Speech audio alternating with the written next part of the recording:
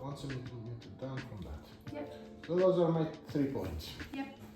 So I'm 1 centimeter away from all the edges of my muscle, where the body of the muscle is.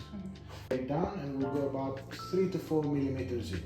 Because if you think about it, the skin is about 1.5 millimeter, then you have another 1.5 millimeter of subcutaneous, and then you have your muscle. So if I go 3 to 4 millimeters, I know I'm injecting inside the muscle. Yeah? Yeah. That's it. To make it a bit tighter, Yeah. so that when you put your needle, it doesn't do this. Yeah. So if I pinch the skin a little bit, my needle will go in more easily, but then I will release my pinch as I'm injecting, because I won't go into the muscle. Yeah. Yeah? Okay.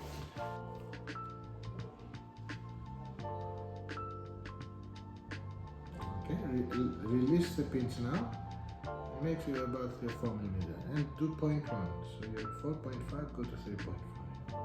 0.35, sorry. Perfect. Another one.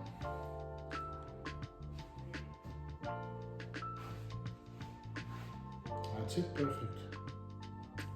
0.25. Nice. Top one.